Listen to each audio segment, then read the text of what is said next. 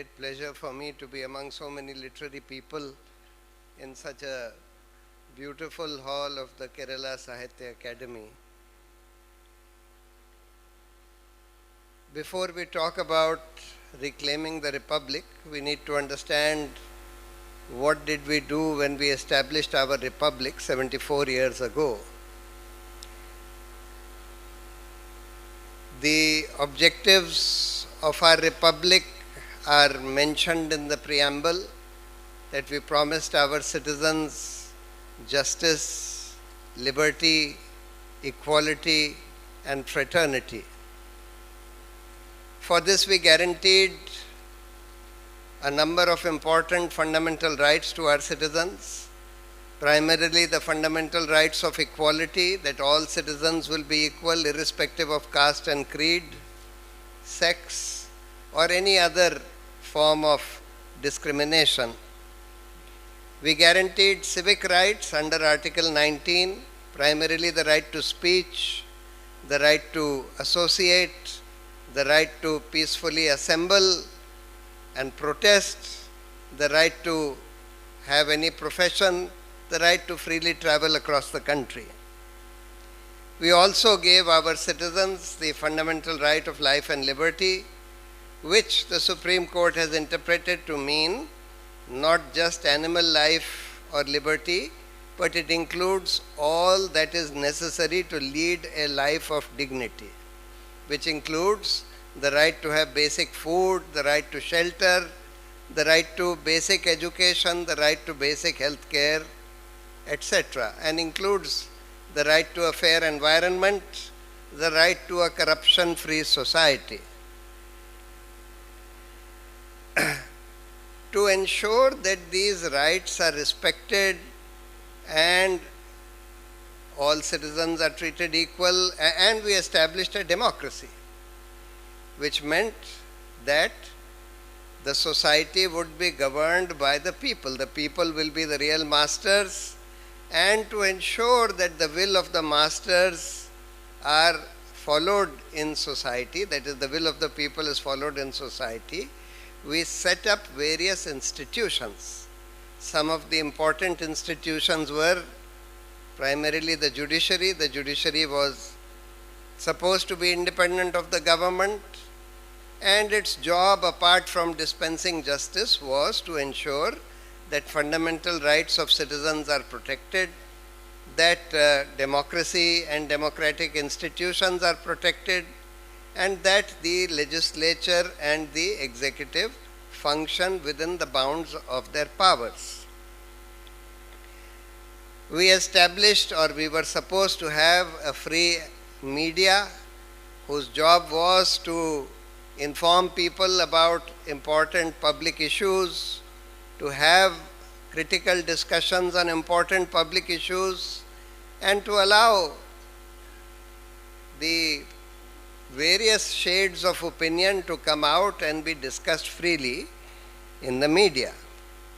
We also established an independent election commission whose job was to ensure that elections in this country are conducted freely and fairly, because we set up a representative democracy. We did not set up a direct democracy, which meant that in order to see that the country is governed according to the wishes of the people, what we did was we established a system whereby we would elect our representatives once in a few years, and thereafter those representatives would discuss, would form a government, and thereafter they would discuss and decide what kind of policies, what kind of laws to be framed.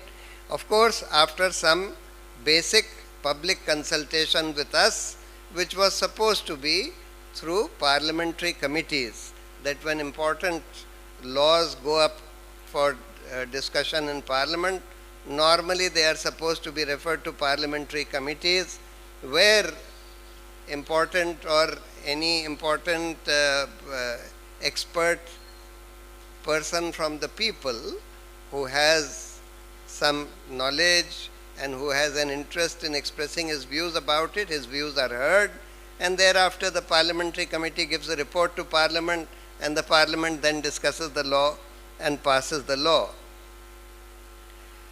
But if we examine this question as to whether 74 years after we founded our republic, have we achieved what we had set out to achieve?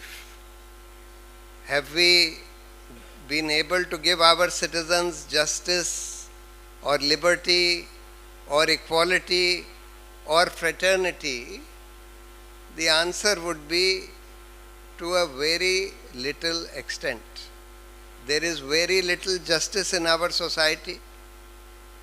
There is a large number of citizens are suffering from lack of liberty, because liberty of all kinds. Many people who are critical of the government are being imprisoned. Many people who want to assemble peacefully and protest against certain policies or actions of the government are unable to do so. If you try and do so, because Section 144 is imposed in various parts of the country, particularly in Delhi, where you are virtually not allowed the right to protest at all anywhere in the capital of this country. So, if we ask whether we have been able to give our citizens fraternity, today we are seeing that those who rule this country, particularly the party who rules this country, wants to divide the people in this country on the basis of their religion, wants to engender hatred among different religious communities, etc. And to a large extent or to a substantial extent, they are succeeding in doing that. So, even fraternity is not there. If we ask whether our fundamental rights are being protected, we find that Article 14, the right to equality, to a very large extent it is not being protected. We are even finding laws which are being passed which are unequal, like the Citizenship Amendment Act, clearly discriminatory against Muslims. Muslims are today being targeted for all kinds of things, usually just because they are Muslims. Just yesterday you saw this video of people offering namaz on the streets of Delhi being kicked around by policemen. Their houses are being bulldozed in BJP-ruled states just because there is an allegation that they have committed some crime, even though the crime has not been established, even though the punishment for that crime is not bulldozing their house. And yet all these things are happening, especially to Muslims and other members of the minority communities in this country. As I said, the right to speech to a very large extent is being curtailed in various ways. One of them is, of course, that the mainstream media, its independence has been compromised, and the mainstream media has become what is called lapdog media, which sits in the lap of the government and just does the government's propaganda. And their propaganda largely consists of sending out messages of communal hatred, often false messages, etc., resort to falsehoods in order to propagate communal hatred in this country. Those people who say things on the social media, if it is not liked by the government, they are often charged. Earlier they used to be charged with sedition until the Supreme Court stayed this law of sedition.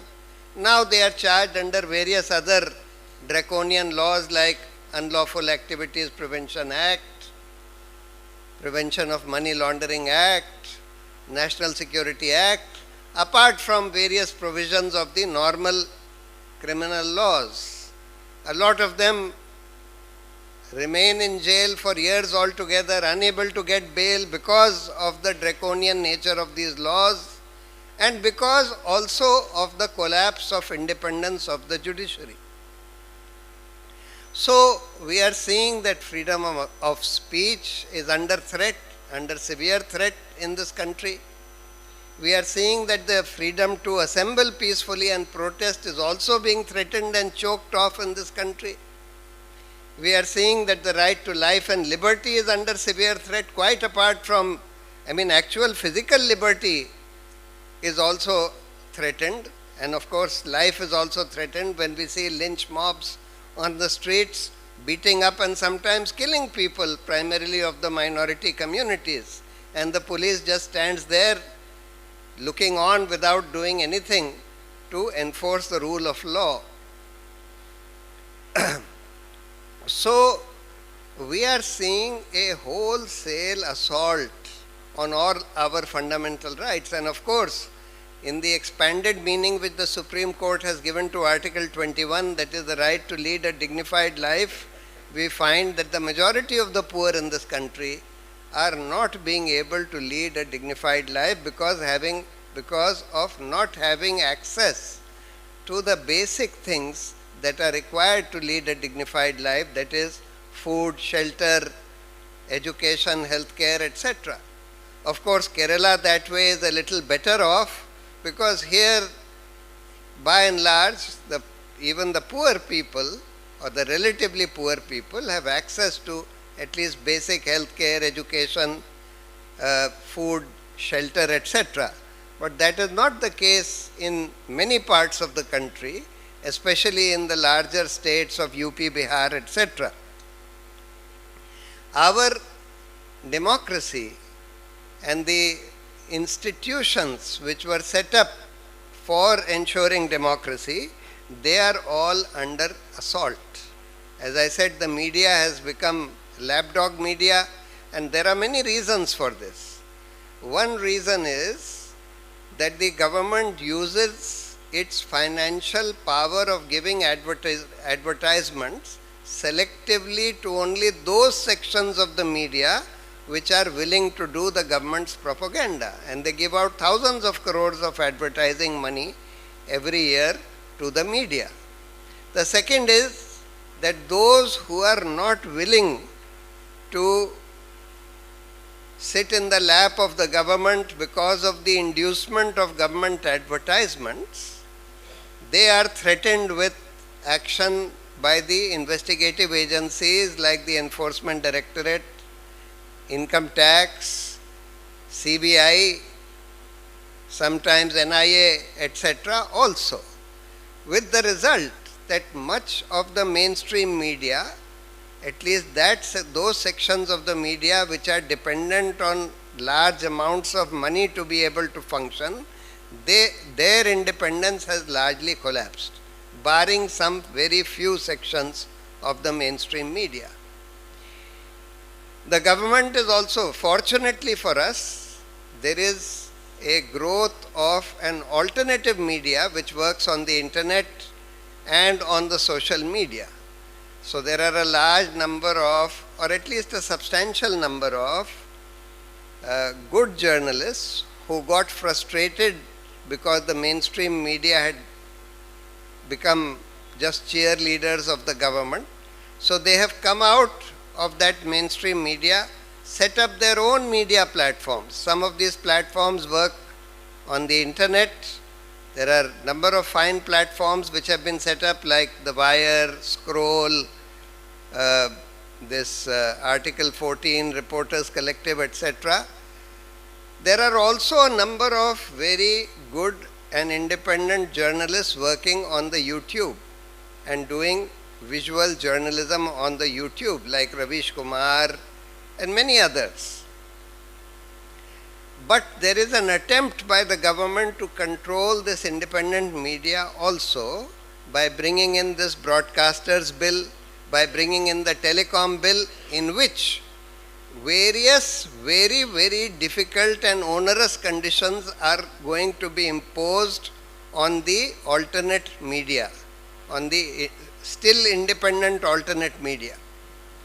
And on top of that, the government will be given the power to censor whatever they are writing, whatever they are saying, and virtually block anything that they publish on YouTube or any of their media platforms. So, we are seeing a wholesale attack on the media. Similarly, the judiciary. See, the judiciary was given functional independence by ensuring that the government has no disciplinary power over the higher judiciary, that is the high courts and the Supreme Court. But yet we are seeing in the last 9-10 years that the independence of the judiciary has to a very large extent collapsed. Barring some few judges and barring some few good judgments, by and large, the judiciary is not being able to do what it was supposed to do. It was supposed to protect our fundamental rights. We are seeing that fundamental rights are by and large not being protected. It was supposed to protect our other institutions and their independence, like Election Commission, Comptroller and Auditor General, the police agencies, the investigative agencies. By and large, we are seeing that those agencies have ceased to become independent. The judiciary is also not able to protect the functioning of our democracy. And one of the reasons for this is, there are several reasons why the judiciary, higher judiciary, has lost its independence to a very large extent. I am not saying completely. There are still some fine judges, there are still some fine judgments coming out of the courts. But as I said, by and large, it is not being able to do what it can, what it should be doing. The first reason for this is that by the lure of post-retirement jobs, the government has been able to compromise the independence of a substantial section of judges. Just 2 days ago, we saw this High Court judge from Calcutta, this what's his name? Gangopadhyay, Abhijit Gangopadhyay, who has Abhijit Gangopadhyay or Bandopadhyay, whatever he is. He recently gave several judgments in favor of the BJP and against the Trinamool Congress. And now he has gone and joined the BJP, resigned and joined the BJP within days of his resignation, within 2 days of his resignation. And he says that he was in contact with the BJP even while he was a judge. So, how would anybody believe that the judgments that he gave were independent and not politically motivated? Same thing we have seen with so many judges recently from the Supreme Court. Chief Justice after Chief Justice. This Ranjan Gogoi gave the Ayodhya judgment in favor of this BJP, gave the Rafale deal judgment in favor of Modi, kind of purporting to give a clean chit on this thoroughly corrupt Rafale deal. And immediately after retirement, he was appointed to the Raj Sabha. Arun Mishra, who gave several judgments, a series of judgments in favor of the government in politically sensitive cases. In fact, he was the trigger for 4 senior judges of the Supreme Court holding that unprecedented press conference about 6 years ago, when they said that the then Chief Justice was misusing his power as master of roster and assigning politically sensitive cases to particular select judges, as a result of which democracy was in danger. At that time, they were referring to the case of that Judge Loya, who was killed while he was trying the case of Amit Shah, multiple murder case against Amit Shah. And that case was sent to this Arun Mishra. Arun Mishra presided over a very large number of judgments in favor of the government and in favor of Adani. And thereafter, immediately after retirement, he was appointed as chairman of the National Human Rights Commission. Recently, one judge, Justice Khanwilkar, who gave several judgments on PMLA, UAPA, making it even more draconian than they were supposed to be, giving a clean chit to Modi in the 2002 riots and ordering the prosecution of Teesta Setalvad, who was pursuing that case. That man has been appointed as Lokpal, as the chief Lokpal of the country. Now, what kind of confidence will we have? Several others have been appointed governors. There was Justice Sathya Shivam, who was appointed governor of Kerala. There is now Justice Nazir, who has been appointed, who also gave that Ayodhya judgment, who is appointed governor of some other state. So what confidence can people have in the judiciary, in the independence of the judiciary, if this kind of post-retirement benefits are going to be given? But there are other reasons also for the collapse of independence of the judiciary. One reason is that when there is a very strong fascist government, many judges who are not very robust and strong, the Supreme Court selects the judges to be appointed to the High Courts and the Supreme Court. The government, if they don't like any of those names, can send back the recommendation once with their reasons as to why they do not agree.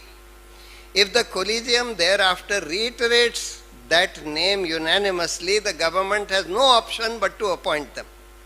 But what we are seeing is that whenever this government sees any independent judge being recommended by the collegium, it either sits on that recommendation sometimes for years altogether without doing anything, without appointing him, without sending the recommendation back. Or even if it sends the recommendation back and the name is unanimously reiterated, even then they do not appoint that person. And eventually, actually this is contempt of court. And I have been telling the Supreme Court and the Supreme Court judges that they need to haul up the law minister for contempt of court. But they are stopping short of that and ultimately entering into some kind of compromise with the government that all right, we will appoint 2 of your people, you at least allow 1 of our people to be appointed, etc. So this is also another way in which this government is stifling the independence of the judiciary.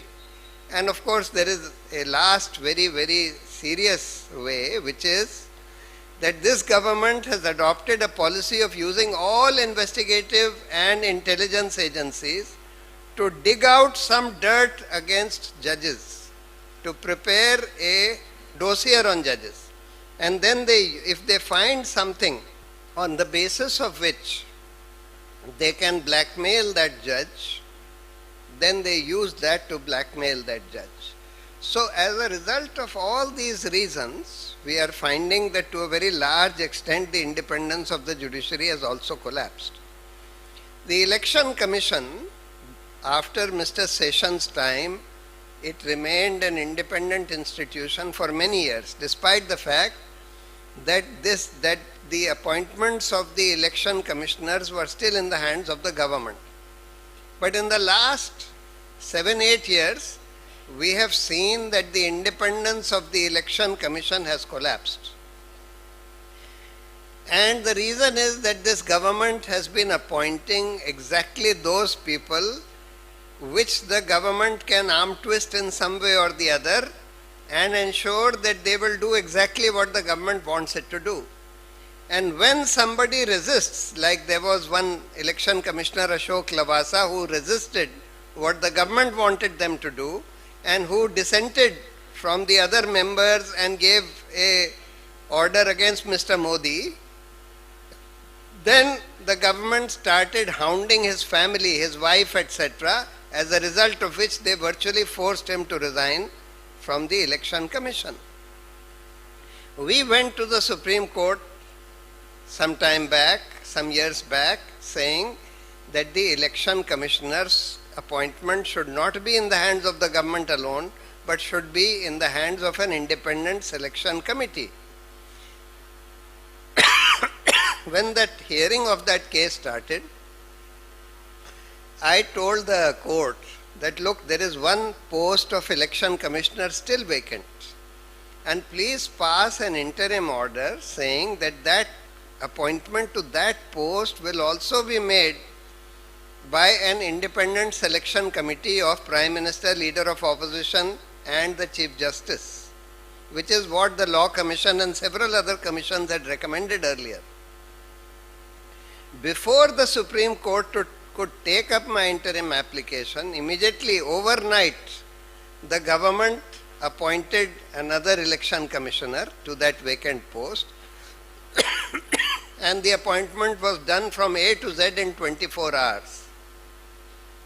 From the picking up of 4 names of 4 secretaries by the law minister, to the picking out of 1 name out of that by the prime minister, to giving him premature retirement, and thereafter issuing a notification for his appointment, everything was done within 24 hours.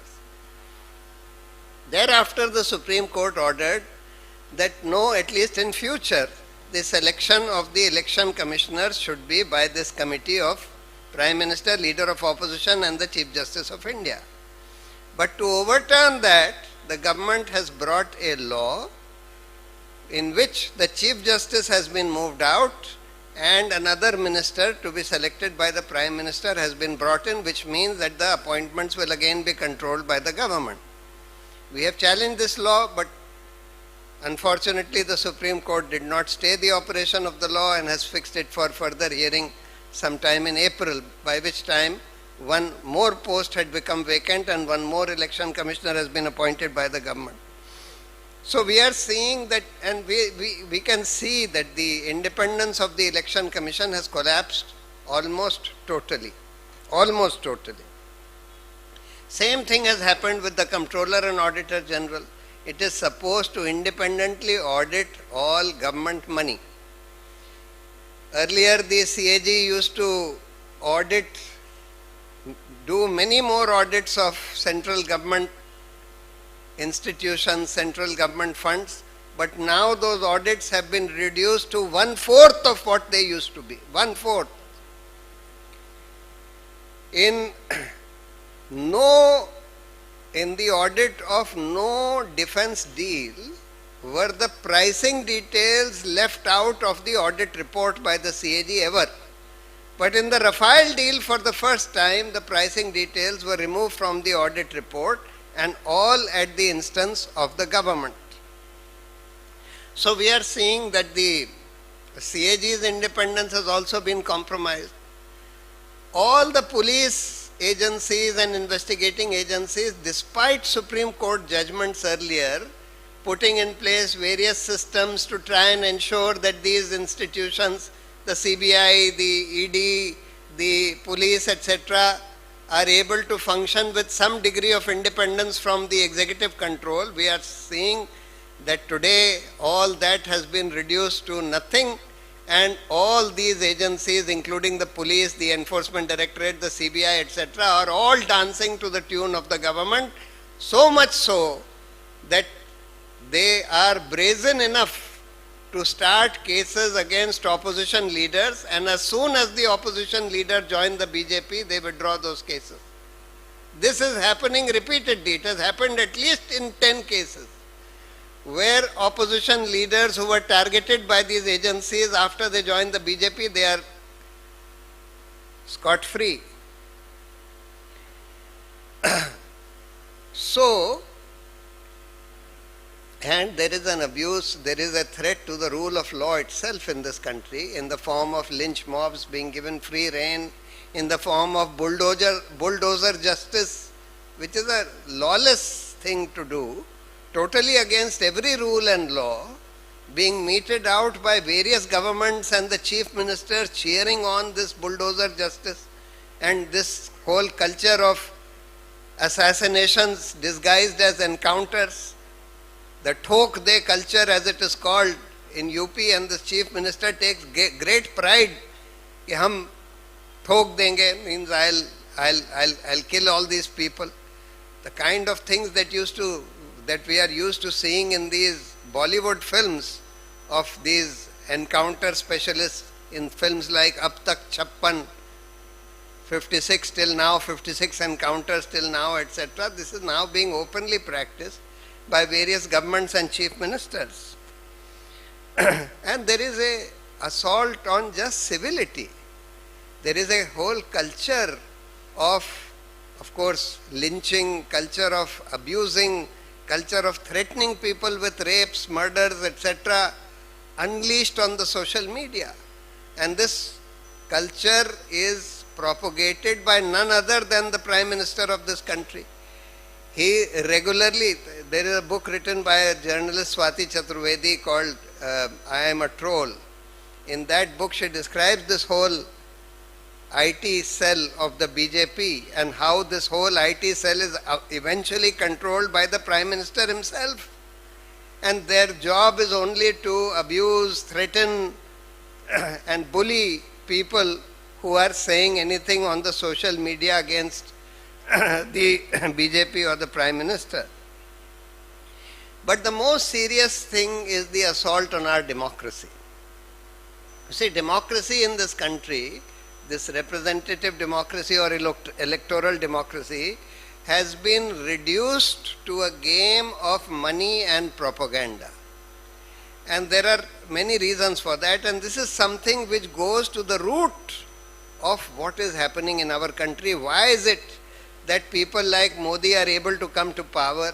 Why is it that in most states also, very, very unsavory people with unsavory reputations are able to come to power? Why is this happening in our democracy? And the reason for that is that the whole system has been reduced to a game of money and propaganda. And why this has happened is the following. You see, we have adopted a electoral democracy of having first past the post at two levels. We have first an election of MPs, MLAs, etc., where the candidate who gets more votes than the other candidates gets elected, and he becomes the sole representative of that constituency. This means that even if a candidate has got only 30% vote, if the other candidates have got less than 30% votes individually, then he still gets declared as the sole representative of that constituency. Then, when a government is formed, that party or coalition which has a majority of members or support of a majority of members in the House forms the government, and the other opposition parties or other parties, even if they have 49% of the seats, they get reduced to nothing in the running of the government. Now the result of these two levels of first past the post at the selection of the candidate and at the formation of the government is that when people go out to vote, they don't necessarily vote for the candidate or the party that they like best. If they feel that that candidate or party who they like best has no chance of winning or has no chance of forming the government, then they see which candidate or party has some chance of winning or forming the government. And then from among those, they select the less bad from those who they feel have some chance of winning and forming the government. Now, how do people form a perception of who has a chance of winning or not? That perception is formed largely on the basis of the visibility of the candidate or the party. And visibility of the candidate or the party is largely a function of money and propaganda.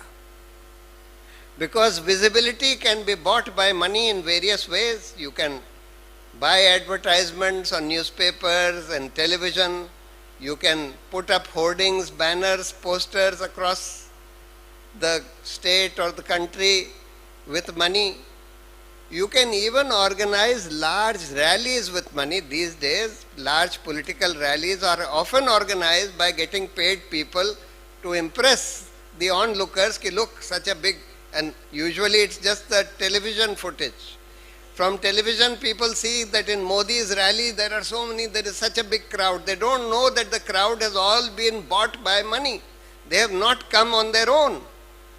But yet that impresses people, and people start feeling, here, this Modi is doing very well, or so-and-so is doing very well, he's going to win the elections, or he's going to have a good chance of winning the election, etc. And then there is propaganda. And if you are in government, you not only have access to, like this government has converted most of the media into what is called lapdog media, Godi media, which means media which just dances to the tune of the government or the BJP. And therefore they just do the government's propaganda or the BJP's propaganda, which is usually just communal, spreading communal hatred and dividing people on communal lines. They do this propaganda day and night. So, that party, or only those parties which have access to money and propaganda, only they are able to be seen to be people who are in the electoral game, so to say. And therefore, it has become almost a necessity for any political party which wants to be a serious player in electoral politics to be able to have considerable amounts of money, or to have some governments in their control where the government's money can be used or misused for their own propaganda. Today, we are seeing that Modi's face is all over in government advertisements, in sacks of rations which are given out to people, on vaccine certificates, on everywhere in this selfie points, selfie booths which have been put up across the country, this Viksit Bharat campaign. So there is gross misuse of government machinery and government money in order to do the propaganda of the Prime Minister who happens to head the ruling party. Apart from that, we have seen that it is really those who are in government who are able to get enormous amounts of money from people. Electoral bonds is one good example. Through electoral bonds, the BJP was able to get more than 10,000 crores in the last 5 years. That is, it was able to get more than 60% of the total electoral bonds that were issued. Out of 17,000 crores of electoral, 16,000 some crores of electoral bonds that were issued, BJP got more than 10,000 crores, and the other parties put together got only 6,000 crores. So almost 2/3 of the total electoral bonds were given only to the ruling party at the center. Why? Because ultimately the ruling party, and this is what we all suspect, and that is why the State Bank of India is not revealing this information despite the order of the Supreme Court. Supreme Court struck down these electoral bonds and ordered the State Bank to provide the information about who were the donors and who received this money through electoral bonds. But the State Bank is saying that no, we need more time till 30th June, even though they have all that information readily available with them. If they just give me those two lists, I can collate that in 2 days. In 2 days, we will know who gave this, which were the corporations which gave this money to which party. But the main thing is that the BJP through these bonds was able to get more than 10,000 crores in 5 years. Now just look at this. Of course, this is not the only money that they have got. They have got another 10,000 crores by way of other donations, etc. in 5 years. So if BJP gets 20,000 crores in 5 years and uses 20,000 crores in 5 years, you see, in 5 years there is one Lok Sabha election. In that Lok Sabha election, every political party, every candidate can spend a maximum of 75 to 90 lakhs. That means all the 500 BJP candidates in the country put together, suppose they put up 500 candidates, they can spend at a maximum 400 crores. As opposed to that, the BJP is spending 20,000 crores in 5 years, which means they are spending 50 times the limit of election expenses for each candidate. So it has made a mockery of our elections, of our whole electoral system. There is no level playing field anymore. There is no playing field anymore. And that is why we are having this spectacle of these kind of people coming to power again and again, or even in other parts of the country, people only with a lot of money or propaganda are being able to come to power. This is a very, very serious problem which we have to deal with. And this will require very, very serious electoral reforms. So when they fixed a limit for election candidates, individual election candidates, they should have also fixed a limit for the spending by political parties. But there is no limit on the spending of political parties. Then many candidates spend 20 times of the limit in cash. And they give a false return to the election commission, and the election commission does nothing to catch them.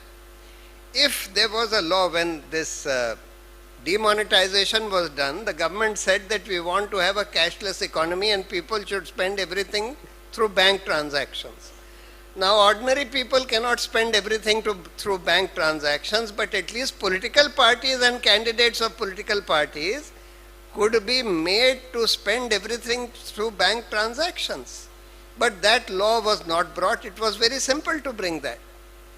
That would have curbed the use of cash by candidates and political parties to defeat the limit on election expenses, etc. So there are a large number of reforms that are required in our whole electoral democracy, in our whole election system. But unfortunately, these political parties are not interested in bringing out those reforms. And even when the judiciary steps in some small way, like they did in this appointment of election commissioners or stopping this electoral bonds, etc., even then the government does not allow the implementation of that judicial order. So even to, you see, even if we succeed, we got some good judgments on police reforms, on reforms in the CBI to make the CBI and the police somewhat independent from the government. But the government has succeeded in defeating all those judgments, and these investigative agencies continue to function as instruments of the government. In order to even ensure that a good law or a good judgment is actually implemented, we need to have a very active civil society. And therefore, if we want to bring about electoral reforms and enforce those electoral reforms which are even ordered by the Supreme Court or which are even brought by law, we will have to have a very active and vigilant civil society. It is only an active and vigilant civil society that can enforce the laws or the rules which have been ordered by the Supreme Court or which have been brought through law. We need several judicial reforms. We need to have a system. We need to implement the Gram Nyayalaya Act. There is an act which provides for Gram Nyayalayas at the sub-tehsil level, but that act has not been implemented. We need to have an active, robust civil society movement to enforce that act so that people can go to court closer to home, where in courts where they don't need the help of lawyers, because vast majority of the people in this country cannot afford lawyers. We need more courts, more infrastructure. We need better system of selecting judges.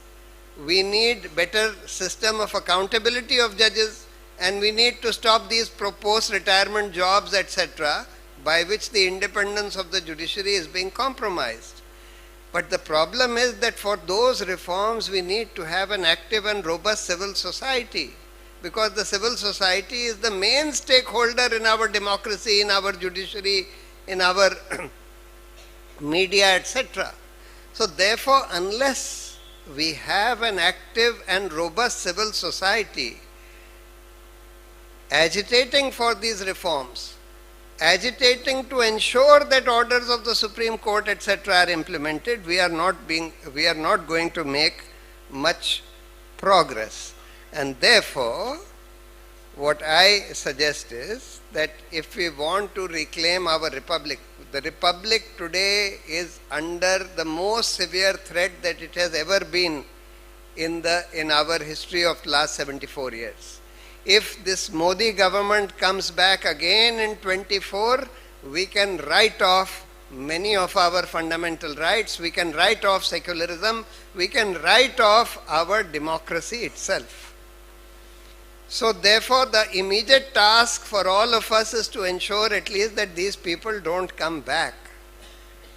But there are much bigger and more important tasks in front of us for civil society to ensure that the electoral reforms of the kind which are required are done and implemented, to ensure that judicial reforms which are required are done and implemented, to ensure that media reforms that are required are done and implemented, to ensure that other reforms in our educational system. Today, of course, this government wants to destroy our education by removing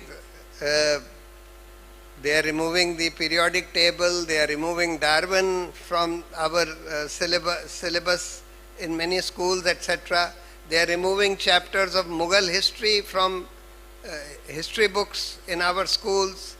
They have appointed vice chancellors in universities who do not know anything about education, who are basically RSS men, and who do not believe that universities are places where critical thinking should be practiced, who feel that universities are only to breed what they call bhakts, or people who are blind followers of the leader, people who do not question the leader, so to say. So, we will need many kinds of reforms if we want to reclaim our republic. I know it's a very difficult task. Unfortunately, what has happened is that after the Anna movement, we have seen sort of some waves of civil society activism in the country during different periods of our history. But lately, we have not seen any large civil society movement or campaign in the country in recent years. And the time has come for us to rouse ourselves to action, to organize among ourselves and create those civil society movements for those reforms. One of the things that we can easily do, you see, as the BJP has an IT cell and a troll army, Yogendra Yadav has been saying that we can set up a volunteer, that's a paid army of trolls and abusers, etc. We can, and people who are spreading communal hatred and falsehood, we can form a volunteer army of volunteers. People who spend half an hour or an hour a day, we just have to organize ourselves and to spread truth, to spread the right kind of messages of communal harmony, to spread other important and useful messages for society. This is something which we can easily do. But the thing is, for that we need to rouse ourselves and organize ourselves. And I think we will have to do that, because otherwise what will happen is, of course, most people here are people who are of my age or maybe a little less than my age. We feel that we have lived most of our lives. But our children and our grandchildren will face the brunt of what is going to happen to our society. If we do not rouse ourselves, we are leaving our children and our progeny to face a very dark world which is staring us in the face. Thank you very much.